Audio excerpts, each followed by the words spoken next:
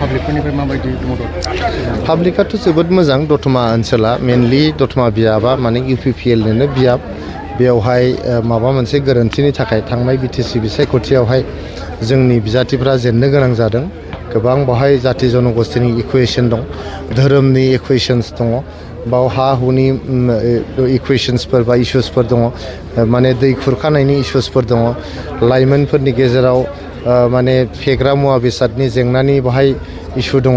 बेजों लोगोसे इमप्लयमेन्टनि इश्युस दङ आरो बाहाय जिहेतु बर' मैखोम ओनसोल जोंहा गोबां बर' माहारिनि इयुननि बाथ्रा हारि दानायनि समाज दानायनि बाथ्राफोर बाहाय लोब्बा जानानै दङ गतिके बेफोर गासैखौबो आं दिनैहाय बाहाय दतमा बिजाबनि सासे बिजाथि जानानै गोबां सोलोंनो मोन्दों रायजो राजाफ्रा आंखौ जोबोद मोजाङै बजबदों जेरावबो गावसोरनो मेल खुङै लेंहरदों दा आं बेफोराव थांनानै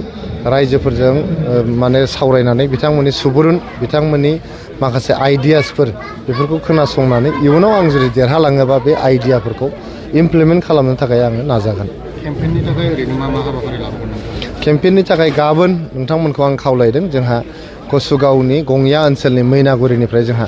100 किल'मिटारनि पदयात्रा दङ गाबोननिफ्राय जागायगोन गाबोननिफ्राय जागायनानै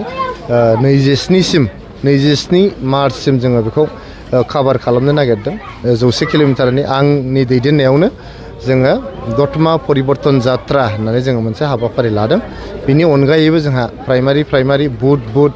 आरो ब्लक लेभेलाव गोबां मेल मिटिं जोंहा जागासिनो दं न' थांनानै रायजोफोरखौ खुलुमहैनाय सिबिहैनाय रायजोफोरनि इश्युसखौहाय माने सोंहैनाय जेंनाफोरखौहाय सुलाद लाहैनाय बेफोर हाबाफारिफ्रा जोंहा जागासिनो दङ मोनसे बिसायख'थियाव जे हाबाफारिखौ मावनांगौ बेखौ जों दतमा बियाबाव मावगासिनो दङ। बिपिबा सावरायसोलायदों बा बुंसोलायदों